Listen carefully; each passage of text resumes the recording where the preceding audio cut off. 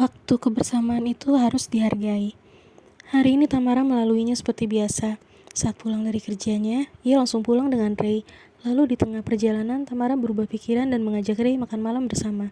Namun di teras kosnya, akhirnya mereka mampir membeli 2 bungkus nasi goreng pada sebuah pedagang nasi goreng yang berdiri di depan gapura sebuah klaster yang berada tak jauh dari kos Tamara.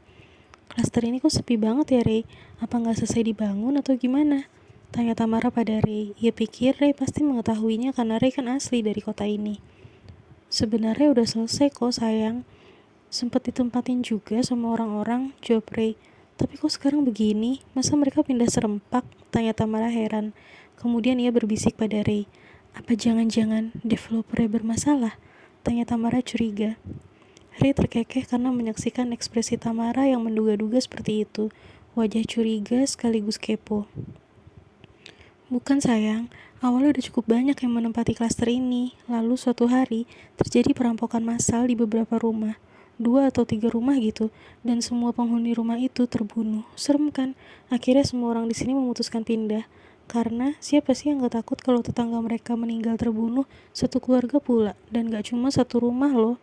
Ucap Ray menceritakan pada Tamara kejadian 2 tahun lalu yang menggemparkan wilayah ini. Tamara pun tak menyangka hal tragis itu bisa terjadi. Sungguh kejam membunuh satu keluarga sekaligus dalam sebuah perampokan. Pun tidak hanya terjadi pada satu keluarga. Tamara mengedarkan pandangan di sekeliling klaster ini dan akhirnya ia mendapatkan satu sosok yang sedang duduk di sebuah kursi yang terdapat pada teras rumah itu. Sosok itu adalah sosok seorang ibu dengan tubuh agak berisi yang memasang raut wajah sedih. Mungkinkah ia adalah salah satu korban kejadian itu? Tak sadar, Tamara menggenggam lengan Ray dengan kedua tangannya sekaligus, karena aura sosok itu begitu gelap, begitu sedih dan juga dendam. Tamara memberanikan diri menghampiri rumah itu, sementara Ray masih menunggu nasi goreng pesanan mereka berdua matang.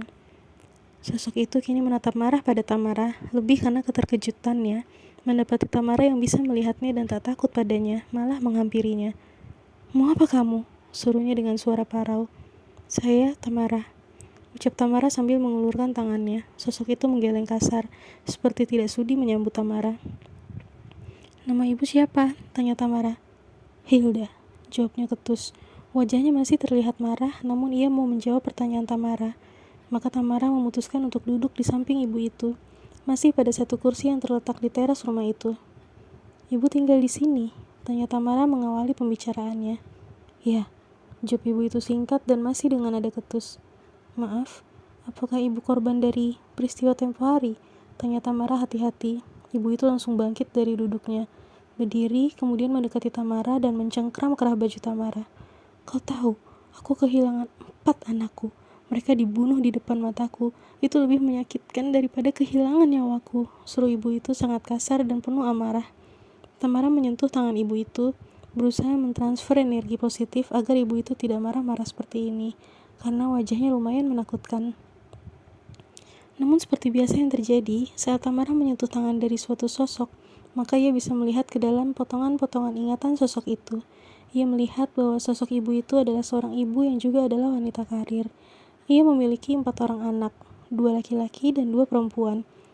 Ia terasa sangat menyayangi anak-anaknya, namun kurang banyak menghabiskan waktu bersama mereka, karena kesibukan yang luar biasa.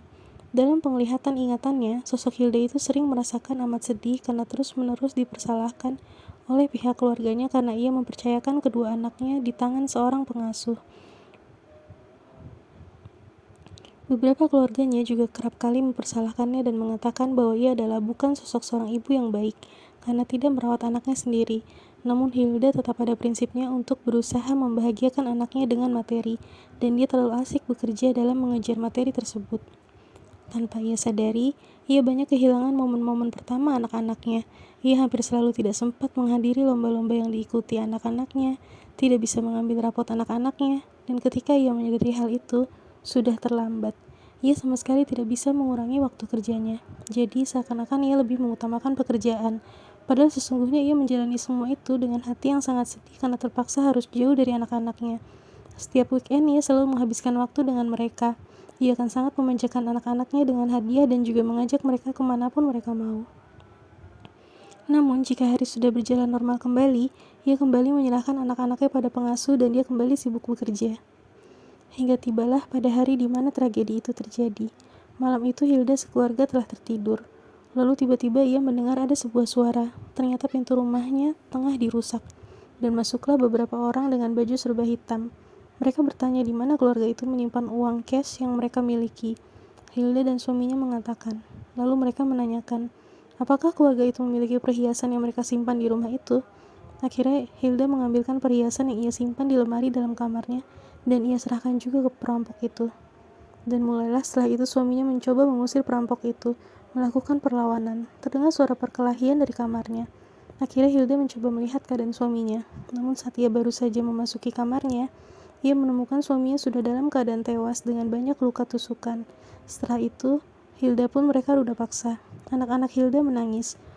Walau mereka belum mengerti dengan apa yang dilakukan para perampok itu pada ibu mereka, tapi mereka melihat ibu mereka berteriak kesakitan dan menangis. Yang artinya ibu mereka tengah disakiti dan kesakitan pula. Itulah yang mereka tahu. Mereka memperlakukan Hilda dengan sangat kasar juga kejam. Ya, hingga Hilda mengalami pendarahan, dan saat ia nyaris tidak bisa bertahan hidup lagi, ia melihat keempat anaknya pun dibunuh di hadapan matanya. Anaknya ditusuk dengan pisau berkali-kali, didahului dengan anak pertamanya yang meninggal dengan diiringi tangis si bungsu. Kemudian akhirnya si bungsu dihabisi pula oleh mereka, dan anak yang kedua dan ketiga juga. Mereka hunus terus dengan pisau, dan barulah yang terakhir mereka bunuh adalah Hilda. Itulah sebabnya Hilda bisa melihat ketika seluruh keluarganya meninggalkan dunia dengan terbunuh secara kejam dan sangat tragis. Aku menyesal. Aku baru merasakan menyesal ketika anakku nyaris tewas. Tapi mereka tewas karena perampok itu yang begitu keji, bukan karena kesalahan Anda, ucap Tamara. Ia pikir sosok ini menyesal karena merasa kurang bisa menjaga anaknya. Bukan, ucap sosok Hilda itu begitu lirih sambil menangis. Aku menyesal karena kurang menghargai saat-saat kebersamaanku dengan anakku, padahal hidup ini hanyalah satu kali. Tamara mengusap tangan Hilda dengan lembut. Aku menyesal karena lebih mengutamakan nafsu duniaku daripada anak-anakku. Sosok Hilda itu kembali menangis. Bu, anak-anak pasti masih begitu suci. Mereka pasti sudah mendapat tempat terbaik di rumah Tuhan, percayalah, ucap Tamara lembut. Benarkah? Tanya sosok itu dengan mata yang berkaca-kaca sekaligus berbinar karena mengetahui anak-anaknya sudah beristirahat dengan tenang. Tamara mengangguk sambil tersenyum. Pergilah Bu Hilda, ikhlaskan segalanya yang terbuang semasa kau hidup. Kau akan bisa bertemu kembali dengan anak-anakmu. Terima kasih Tamara, kau telah mengajarkanku untuk ikhlas. Ya, kurasa aku akan pergi. Selamat tinggal Tamara. Dan Tamara lagi-lagi melihat sinar yang begitu menyilaukan di hadapannya bersamaan dengan sosok Hilda yang menghilang. Semoga ia bisa bertemu dengan anak-anaknya, batin Tamara.